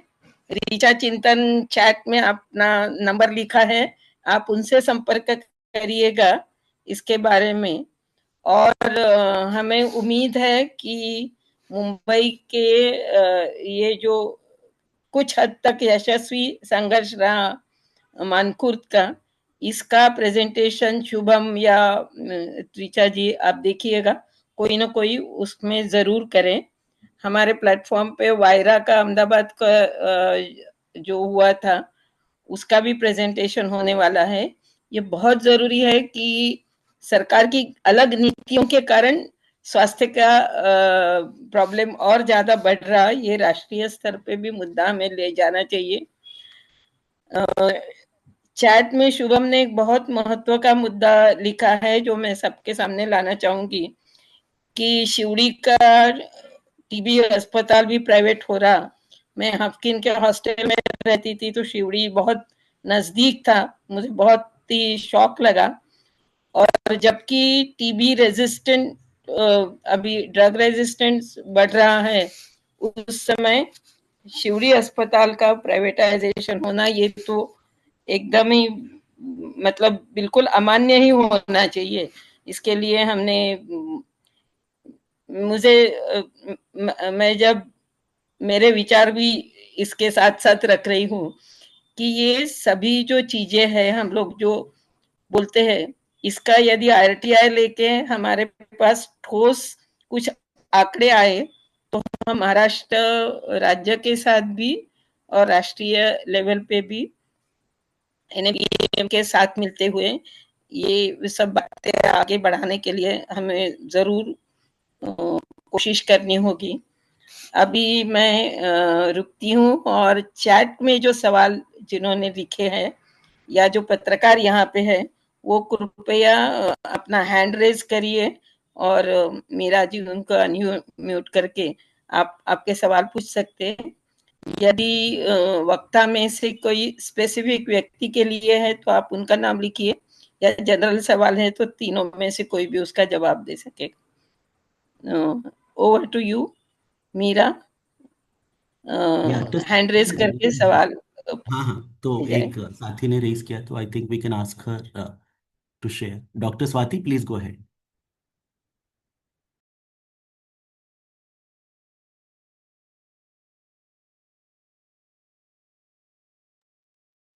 हाँ, आप अनम्यूट कीजिए, वी कांट हियर यू। सबको नमस्ते।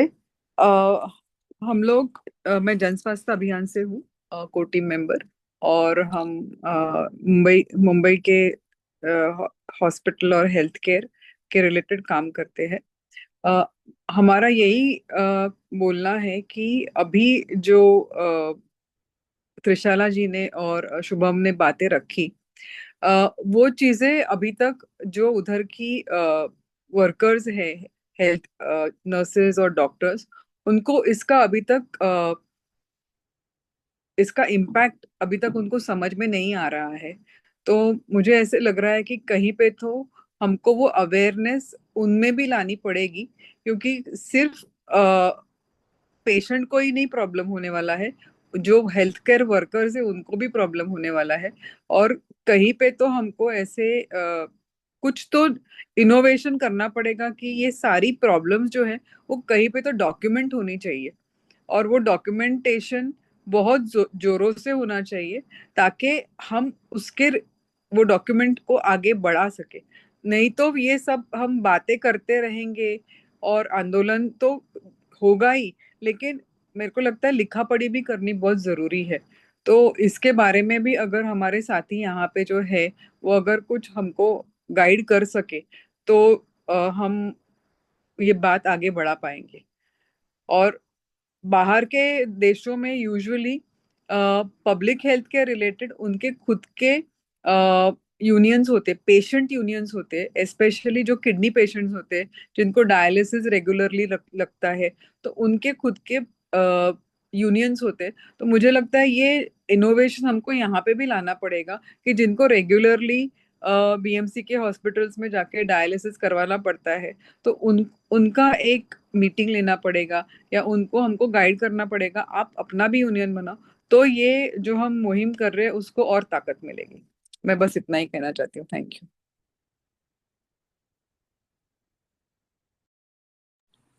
Thank you Swati.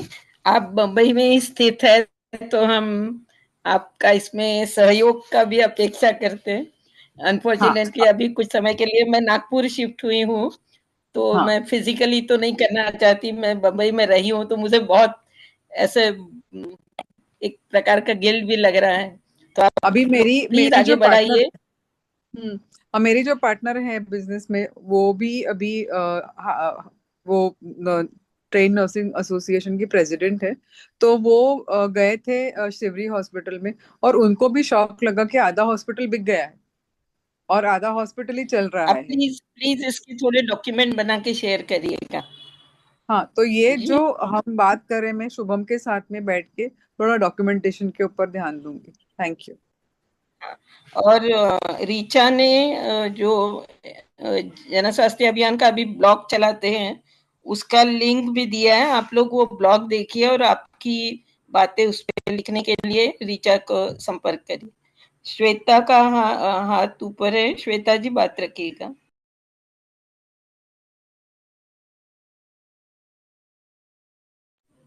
Meera please unmute Shweta. हाँ, मुझे दो तीन चीजें बोलनी है कि डेफिनेटली ये जो अभी प्राइवेटाइजेशन का स्पेस श्वेता चल रहा है प्लीज पूरे इंट्रोड्यूस पूरे yourself when you speak.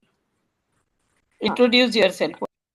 Yeah, I'm Shweta Damle. I'm from Habitat and Livelihood Welfare Association and Working People's Coalition. और मुंबई में स्थित हूँ और मतलब सभी साथियों को जानती भी हूँ, शायद सभी साथी, कुछ साथी मुझे भी जानते होंगे।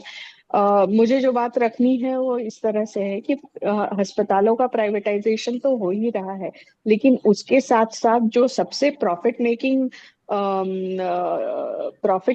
जो सर्विसेज है अस्पतालों के, उनका प्राइवेटाइजेशन अलग अलग लेवल पे ऑलरेडी हो चुका है, तो उनको भी रिक्लेम करने की जरूरत है। त्रिशला सिस्टर ने बोला कि वेकेंसी बहुत सारे जगह डॉक्टर्स नहीं हैं और बहुत सारे जगह पे ये नहीं है, क्या बोलते हैं उसको, मेडिसिन का प्रोक्योरमेंट नहीं होता है और सर्जरीज के लिए उनको बाहर से सब इक्विप मतलब जो लगते हैं अनुसंधान लाने पड़ते हैं।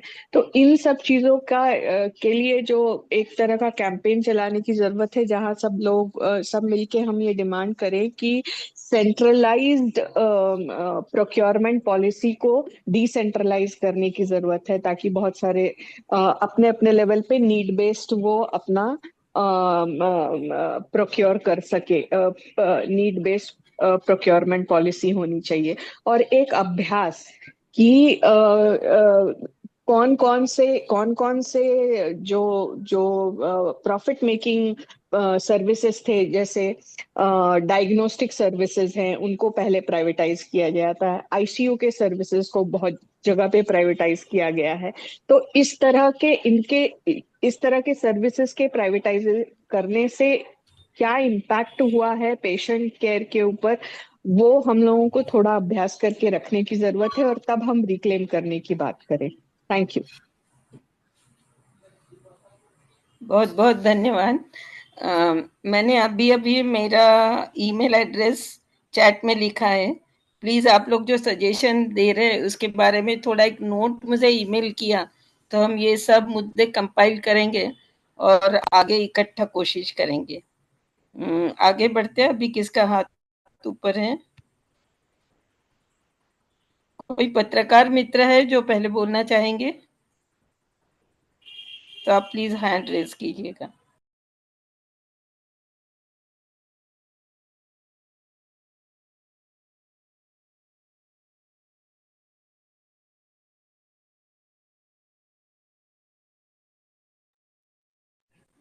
हाँ गिरीश बोलिएगा। हाँ जी, अच्छा हुआ इस महत्वपूर्ण विषय के ऊपर आपने जूम मीटिंग ऑर्गेनाइज की, बढ़िया है। ये मुझे एक पॉइंट इसमें ये रखना था कि अकाउंटेबिलिटी वैसे तो अपने पूरे सिस्टम में ही नहीं है कहीं पर भी, ये कैपिटलिस्ट सिस्टम में अकाउंटेबिलिटी तो है ही नहीं। जहां तक ये हॉस्पिटल और स्वास्थ्य सेवा का सवाल है, वहां पे हमने अकाउंटेबिलिटी की बात को भी जोर शोर से रखना चाहिए। और बहुत सिंपल से डिमांड करते हैं जिनको इनका बड़ा असर होगा। उदाहरण के लिए अ, हर एक अस्पताल में कितने रिक्त पद है, कितने कितनी सैंक्शन स्ट्रेंथ है, उसमें से परमानेंट कितने हैं, कॉन्ट्रैक्ट कितने हैं, रिक्त पद कितने हैं, ये हम डिमांड कर सकते हैं कि हर हॉस्पिटल के बाहर ये लगना चाहिए पब्लिकली, और रोज वो अपडेट होना चाहिए। उसी तरह से कितने मशीन है अंदर में, कितने ऑपरेशन थिएटर पे, उसमें कितने वर्किंग है, कितने नहीं है, ये सब दर्शनीय स्थल पर जहाँ पे आने जाने वाले किसी को भी दिखाई दिए, वो हमने इस तरह की भी डिमांड हमने उठानी चाहिए, जो कि उनको इनकार करना करीब करीब नामुमकिन होगा, क्योंकि ये सब चीजों के लिए आरटीआई करने की जरूरत ही नहीं होनी चाहिए, तो इन्फॉर्मेशन वैसे ही उपलब्ध होनी चाहिए। उसी तरह से मेडिसिन की बात है कि मेडिसिन की जो लिस्ट बनी है, वो मेडिसिन की लिस्ट रोज अपडेट होनी चाहिए कि इसमें से कितने स्टॉक में है और कितना स्टॉक है, किसका जीरो स्टॉक है। तो यही दो तीन सिंपल सुझाव थे। ये इस तरह की मांग करने का कारण ये है कि इस तरह की मांग अगर करेंगे तो लोगों के दिमाग में आएगा कि अरे ये सही, अकाउंटेबिलिटी तो होनी चाहिए और ये आसानी से हो सकती है, तो कर क्यों नहीं रही। बस इतना ही था मेरा कहना। थैंक यू, हो गया मेरा। थैंक यू गिरीश, अच्छा मुद्दा बताया आपने अकाउंटेबिलिटी का। अकाउंटेबिलिटी तो जरूर है ही। इससे मुझे और एक याद आया कि आप मतलब हम लोगों ने काफी समय से पेशेंट्स राइट्स का कुछ बनाया है और अपेक्षा है कि निजी अस्पतालों में भी पेशेंट्स राइट दर्शनीय स्थल पे उसका बोर्ड होना चाहिए। मुझे एक प्लेजेंट सरप्राइज हुआ, नागपुर में एक छोटा ही अस्पताल जहाँ मतलब फैमिली अस्पताल जैसा है, लेकिन वहां पे पेशेंट्स राइट का बोर्ड मैंने देखा। तो मैं आप सबसे विनती करूंगी कि वैसी अकाउंटेबिलिटी मानने के लिए हम सबकी भी जिम्मा है कि हमारे जो आसपास के अस्पताल है उसमें हम ये मॉनिटर करें कि पेशेंट्स राइट का बोर्ड लगाया है कि नहीं। जन स्वास्थ्य अभियान ने ये मांग उठाई, उसके जीआरस भी है। तो और आप लोग जो मुद्दे कर रहे हैं वो शायद दर्शनीय स्थल पे लगाया नहीं जाएगा, लेकिन हम इतनी तो मांग कर सकते कि कोई भी आपके रिसेप्शन काउंटर पे ये बात पूछे तो आपके पास वो तैयार होनी चाहिए और हमें देखने को मिलना चाहिए, उसका फोटो खिंचवाने के लिए परमिशन चाहिए। तो आपने जो मुद्दे उठाए उसका भी थोड़ा एक ड्राफ्ट आप बनाएं तो हम उसको आगे बढ़ाएंगे। मेरा ईमेल एड्रेस है चैट में। आगे बढ़ते हैं, और किसका कोई सुझाव है? हाँ, अभी तो और किसी का हैंड रेज नहीं है। और दूसरे स्टेट से भी अगर कोई साथी, जैसे यहाँ राजस्थान, दिल्ली, कर्नाटका, गुजरात से कुछ कुछ साथी जुड़े हैं, तो अगर कोई शेयर करना चाहते हैं तो ब्रीफली आई थिंक अपना कमेंट शेयर करें, फिर हम लोग will go back to the speakers for concluding observation. या मेरा मेरा एक ही रिक्वेस्ट है, सॉरी फॉर बटिंग इन, एक ही रिक्वेस्ट है कि आपने बहुत सारे स्टेट्स के नाम लिए और बहुत जगह पे संघर्ष शुरू भी है। जैसे जहां तक मुझे मालूम है गुजरात में चल रहा है, कर्नाटक में बड़ा संघर्ष चल रहा है, मगर इनके बारे में एक जगह पे मालूमात नहीं मिल रही है। और वो मालूमात इकट्ठा करना इसलिए जरूरी है कि एक दूसरे से हम सीख पाए और एक दूसरे का हौसला अफजाई हुए। तो उसमें अगर कुछ किया जा सकता है तो बहुत अच्छा होगा। गिरीश, ये दो जो स्टेट के नाम लिए उनके प्रेजेंटेशन हमारे यही फोरम के इसमें हुए हैं। शायद उसका रिकॉर्डिंग होगा तो हम वो देखते हैं। और ये सभी प्रेजेंटेशन सभी दिल्ली के जो नेशनल कन्वेंशन की मैंने बात की उस पे भी होने वाले हैं, तो उसका एक कंपाइलेशन जरूर हो जाएगा और आपका संपर्क रहे तो हम आपके साथ शेयर भी करेंगे। आप लोग हो सके तो दिल्ली के इसमें पार्टिसिपेशन के लिए भी क्या प्रोसेस है, जरा रीचा जी से संपर्क करिएगा और जरूर सहभाग लीजिएगा। धन्यवाद। राजस्थान से कौन है, थोड़ी बात रखेंगे तो अच्छा होगा। मैंने एक दो डॉक्टर्स के भी नाम यहाँ देखे, तो डॉक्टर्स प्लीज शेयर, आपके भी जो अनुभव है, जो कमेंट से प्लीज शेयर करिएगा।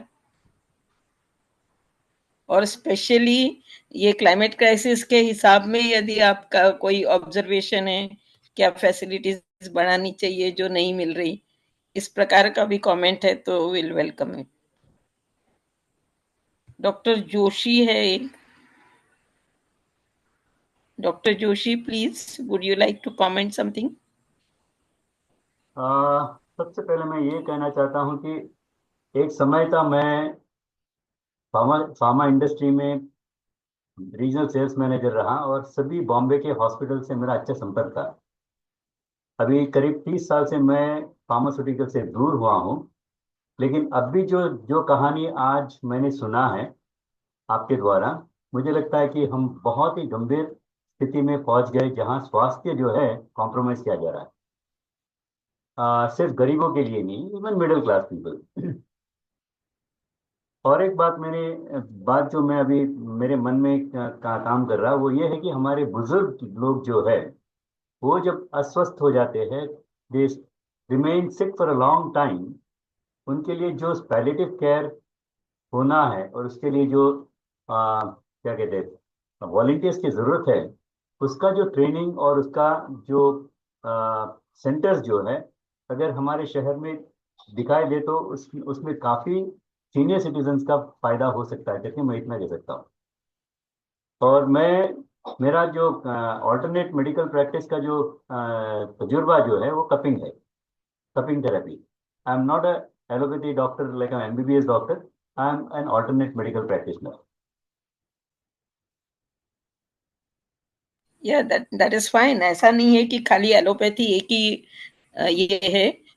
अलग अलग जो हमारी पारंपरिक भी वन औषधि से लेके अलग अलग जो पैथीज है, सभी का हम सम्मान करते हैं जब वो पैथी ईमानदारी से की जाती है। लेकिन रामदेव बाबा जैसे को प्रमोट करना, इसके हम जरूर खिलाफ है। तो alternative medicine is also welcome in all the health rights movements, for sure. आपका फार्मेसी का एक्सपीरियंस है, तो ये जो ड्रग प्रोक्योरमेंट के बारे में तमिलनाडु मॉडल की हम डिमांड कर रहे हैं महाराष्ट्र सरकार से काफी समय से, जन स्वास्थ्य अभियान महाराष्ट्र चैप्टर की तरफ से, तो उसमें आप यदि जुड़ जाएंगे तो अच्छा रहेगा। डॉक्टर किशन रे, कैन यू प्लीज शेयर?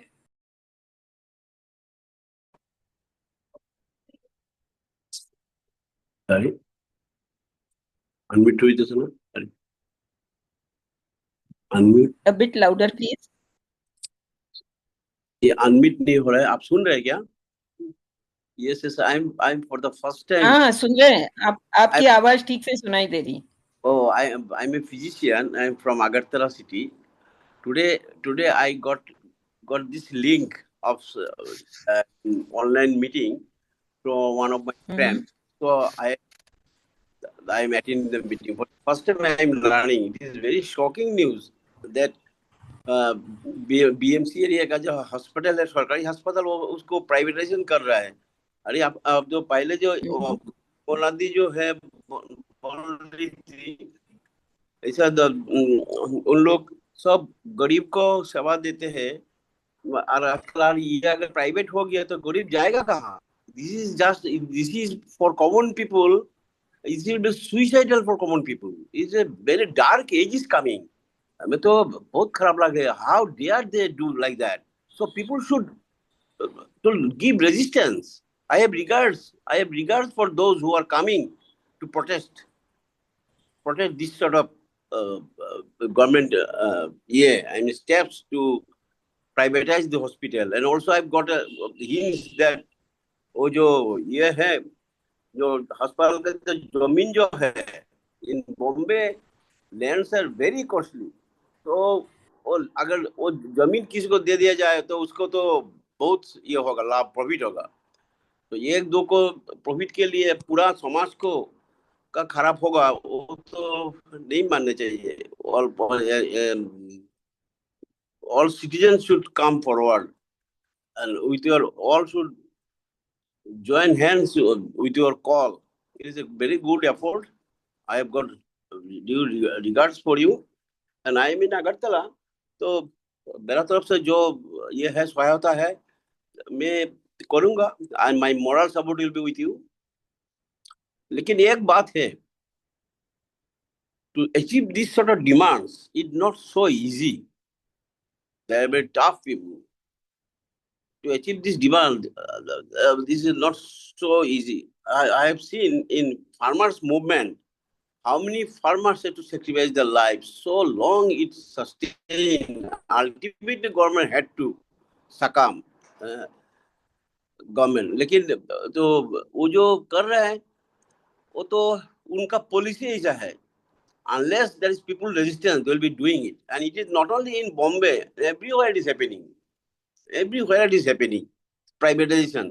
ये तो ये बंगबंधु जो बोल रहे थे 90 से शुरू हुआ क्राइसिस, तो I think it is as per जो new economic policy, privatisation, all I mean, Yes, thank you. allow I would like to allow add that all जन स्वास्थ्य अभियान की शुरुआती प्राइवेट ये जो न्यू इकोनॉमिक पॉलिसी है उससे जो स्वास्थ्य पे असर पड़ने वाला है उसको रोकने के लिए हुई, और हम लोग 25 साल से लड़ रहे हैं और हम आपका भी साथ की अपेक्षा करते हैं। लड़ना कठिन तो है लेकिन हम लड़ेंगे साथ ही। अपनी जमीन है, अपने yes, लोग yes, बचाना तो है, तो लड़ना तो चाहिए और हम सब ने मिलके लड़ना चाहिए। yes, बहुत yes. बहुत धन्यवाद। What is the time now? Yeah, it's almost 8:30 Swasthai, so I think we can move towards Yes. the So speaker. I'm afraid we'll have to conclude. So we'll ask the speakers. हमारे जो साथी है जिन्होंने बात रखी, वो हर साथी एक एक मिनट में यदि कुछ अपने कंक्लूडिंग रिमार्क समाप्ति के तरफ कुछ कहना चाहे तो कहे, और आखिरी में मीरा जी सबका आभार मान प्रदर्शित हाँ करेगी। सच्ची मैं बात करना चाहूंगी कि जो अभी हाँ, सबको ऐसे लगा कि ये बहुत गलत है और ये है, अभी तो बात पीपीपी के भी आगे बढ़ी है ना। जो अपने अस्पताल है 5 बड़े जो जमीन से जुड़े हैं, वो जमीन चाहिए उनको, अस्पताल नहीं रहेंगे। आज की स्थिति में केईएम इतना ओवरफ्लो रहता है, तो केईएम जैसा अस्पताल टीबी अस्पताल में और एक केईएम बन सकता है, लेकिन वो नहीं चाहते हैं, वो जमीन बेचना ही चाहते हैं। ये बात है ना, बहुत सीरियस है। ये सब जुड़ के हम कोई करेंगे तो ही कुछ बन सकता है, नहीं तो नहीं बनेगा। एक की कोई जिम्मेदारी नहीं है, वो पब्लिक भी चाहिए, यूनियन भी चाहिए, और सब लोग जुड़ेंगे तभी है। बात एक सही कहा कि मिडिल क्लास को भी जब प्रॉब्लम आता है तो वो सरकारी अस्पताल में भी आती है, जब उधर बनता नहीं है प्राइवेट में, मिडिल क्लास भी इसी में आता है। तो ये बहुत बड़ी लड़ाई है, तो सब साथ मिलके करेंगे तो ही होगा, हम तो साथ रहेंगे ही। धन्यवाद।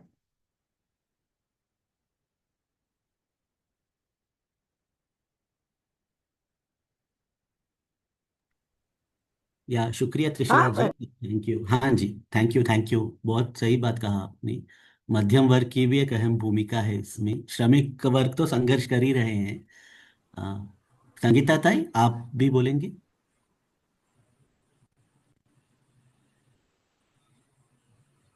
संगीता शायद नहीं है। शुभम है। या ठीक है, तब तक शुभम आप अनम्यूट करके बोलिए। हाँ चलिए।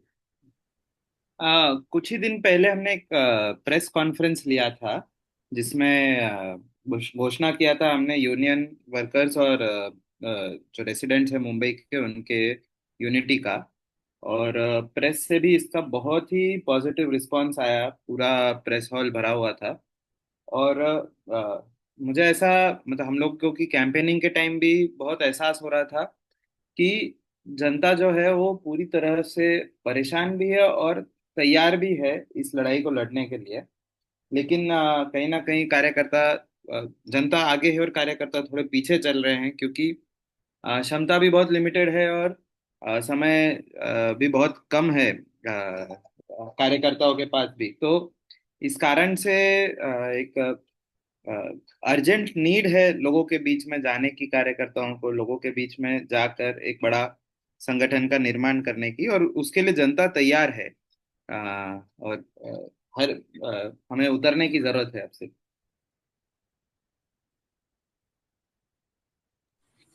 धन्यवाद। इसीलिए हम आपको ऑफर कर रहे हैं कि घर बचाओ घर बनाओ आंदोलन जो एनएपीएम का प्रमुख संगठन है, उसकी 21 बस्तियों में संपर्क है, काफी समय से काम हो रहा है। तो स्वास्थ्य के संदर्भ में आप थोड़ा अगुवाई ले पूनम जी के साथ, तो काफी अच्छा मोबिलाइजेशन हो सकता है। और हम एकत्रित ड्राफ्ट करके कुछ पैम्पलेट बांट सकते हैं। हम लोगों ने खुद ने किया है लोकल में जा जाके भी, और अच्छा मोबिलाइजेशन हुआ। तो बजट सेशन के पहले कुछ बड़ा प्लान कर सकते हैं, जन आरोग्य अभियान और हम सब मिलके। एक बात कुछ थोड़ी आई थी, उस मेरे से छूट गई कि जो ट्रस्ट हॉस्पिटल थे, मुझे लगता संगीता तई कुछ बोल रही थी, जो 10% 20% वाली बात, तो ट्रस्ट हॉस्पिटल्स का भी मॉनिटरिंग जरूरी है कि ये 10% 20% का वहाँ काफी हम लोगों ने पहले जो किया था, तो काफी इसमें ये स्टाफ के लोगों को ही दिया जाता है, आम जनता को उसके बारे में कुछ नहीं बताया जाता और वो फैसिलिटी मिलती नहीं।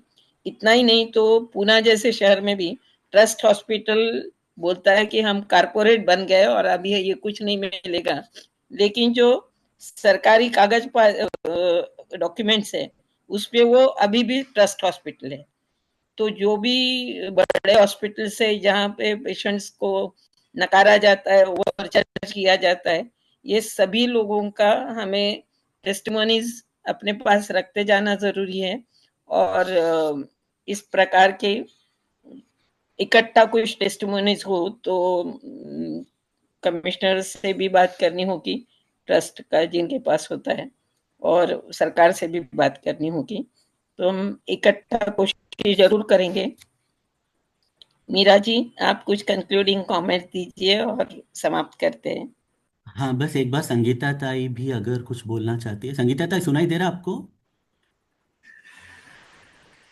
संगीता है क्या? मुझे लगा वो बाहर से आई थी तो अभी वो She is बिजी हो there, गई so I होगी। was just thinking if she is not unmuting, then we can run. Meera please go ahead, I don't think she is there. Prasad, do you want Rajasthan to वाली say तो something? नहीं। कमल है, राजस्थान से काफी समय से जुड़े थे। गुजरात हाँ, से लेकिन बात नहीं रखे, काफी मैंने समय। कॉल किया था। नहीं नहीं, ठीक है, साथी सुन भी रहे थे पूरा समय। सो हाँ आई जी। थिंक हम रैप अप इंदिरा, करते हैं। इंदिरा जो दिल्ली की है, उसने चैट में लिखा है, और जो हम सब जानते हैं कि विशेषता राजस्थान में ये हुआ था कि पीपीपी की जो कोशिश हुई रूरल में भी, तो वो सब बंद पड़ा और अभी सरकार को फिर से पब्लिक सर्विस वहां चालू करनी पड़ी। और दिल्ली में भी ऐसा हो रहा कि पीपीपी देने के लिए सरकार निकलती है लेकिन लेने वाले नहीं है। तो ये मुद्दा ध्यान रखते हुए हम जब महाराष्ट्र सरकार से या नेशनल लेवल पे भी जब सरकार से संपर्क करेंगे, तो ये हमें जरूर इसका थोड़ा डेटा इकट्ठा करना चाहिए कि कौन से जगह पीपीपी की कोशिश नाकाम हुई है। हाँ मीरा, प्लीज कंक्लूड। या थैंक यू सभी साथियों को, शुक्रिया। संघर्ष तो बिल्कुल बहुत तगड़ा चल रहा बॉम्बे में, क्योंकि बहुत सारे संगठन साथ में आए हैं। तो अस्पताल का निजीकरण के खिलाफ का जो वहाँ का लड़ाई है, जिसमें यूनियन से लेकर अन्य जो श्रमिक संगठन है, सबकी भागीदारी के साथ जो संघर्ष चल रही है, उसको शुभम ने, त्रिशिला जी और संगीता जी ने बहुत अच्छे से शेयर किया। लास्ट सेशन में भी हमारे जो दो साथी थे, रंजना जी और पूनम, उन्होंने भी शेयर किया। तो ये एक व्यापक लड़ाई है, जैसे हम पिछले सत्रों में भी साथियों से सुन रहे थे, कर्नाटका ये बहुत सारे साथियों ने शेयर किया था वहाँ का स्ट्रगल के बारे में। गुजरात के दक्षिण गुजरात में जो आदिवासी इलाके में जो कई महीनों से धरना चल रहा था, वहाँ का स्ट्रगल के बारे में भी साथियों ने शेयर किया। तो ये अन्य कई राज्यों का है, दिल्ली हो या मध्य प्रदेश हो, कई सारे साथी अपने अपने इलाकों में तो लड़ ही रहे हैं। ये एक अच्छा कॉन्टेक्स्ट है कि दिसंबर में राष्ट्रीय स्तर पर भी इन सभी संघर्षों के साथियों का एक मीटिंग होगा, दिसंबर 11th एंड 12th जन स्वास्थ्य अभियान का 25वें साल के मौके पर। तो वहाँ पर भी ज़रूर इन मुद्दों पर फिजिकली भी जब मिलेंगे साथी तो बात करने की उम्मीद है। और आगे की भी रणनीति, ऑफकोर्स संघर्ष तो जमीनी स्तर पर और राज्य स्तर पर ही ज़्यादा तगड़ा चलता है, मगर राष्ट्रीय स्तर पर भी मिलने का एक महत्व होता है। We will also be able to exchange notes and experiences, हर एक इलाके का संघर्ष और चुनौतियाँ, क्योंकि ये सब एक मैक्रो नीतियों के तहत भी हो रही है। और जैसे साथियों ने चैट में भी लिखा है, लंबे समय से इनफैक्ट चलती आ रही है, अब उसका जो कुछ पद्धतियां है वो बदल रही है, but at the core of PP model basically the politician and the fitting model. तो एक ही नेतृत्व युवा क्यों नहीं, तुम अगर मध्यम वर्ग की भी उसमें भागीदारी कैसा हो, जैसे त्रिशिला जी ने बहुत सही तरीके से कहा है, क्योंकि इन लड़ाइयों में सबकी एक भूमिका है, ज़रूरत भी है, बड़े स्तर की संघर्ष है। शिक्षा का हमने जैसा देखा है कि बहुत ऑलरेडी निजीकरण हो चुका है, उसके खिलाफ भी लड़ाई तो चल रही है अलग अलग जगहों पर, but the power of the privatizing forces is so immense, so people struggles also need to intensify much more in that context। तो स्वास्थ्य के कॉन्टेक्स्ट में जो अभी पिछले कई जगहों पर हम देख रहे हैं कि संघर्ष चल रहा है, वो काफ़ी एक पॉजिटिव ताकत भी देती है अपने को आगे बढ़ने के लिए। शुभम, आपने हैंड रेस किया है, या please go ahead and then will wrap up. एक छोटा सा पॉइंट मैं बताना भूल गया था कि ये जी ज्यादातर जो पीपीपी मॉडल है, ये सभी मॉडल को जो टेंडर मिलता है वो ज्यादातर कंपनियां जो है वो पॉलिटिशियंस के साथ मतलब वो पॉलिटिशियंस की ही कंपनियां होती है। ये हाल ही में हमको अभी एम्बुलेंस के इसमें भी दिख रहा है कि एक नाथ शिंदे की बेटे की जो कंपनी है उसको एम्बुलेंस का टेंडर मिला है, multiple times thousands of crore रुपए रेस करके। तो ये बार बार देखने को मिल रहा है कि जब जब भी ये पीपीपी मॉडल आते हैं, एक तरफ तो हम बोल रहे हैं कि कोई पॉलिटिकल विल नहीं है इसको रोकने की, पर पॉलिटिकल विल इनको लाने की है, क्योंकि ये बहुत बड़ा फंडिंग का सोर्स बन जाता है या बहुत बड़ा पब्लिक मनी को लूट करने का सोर्स बन जाता है। बिल्कुल सही है शुभम। मुझे आपका सुनते सुनते लगा कि इस प्रकार के मुद्दों का एक अच्छा पोस्टर प्रदर्शन बनाइए और लोकल स्टेशंस पे और ऐसे पब्लिक प्लेसेस में लगाइए। 2-4 भी लोग हैं और एग्जीबिशन लगाए तो बहुत लोग देखने आते हैं पोस्टर्स, और 5 भी पोस्टर है 5 से 10 तक, तो बहुत अच्छा उससे मोबिलाइजेशन होता है।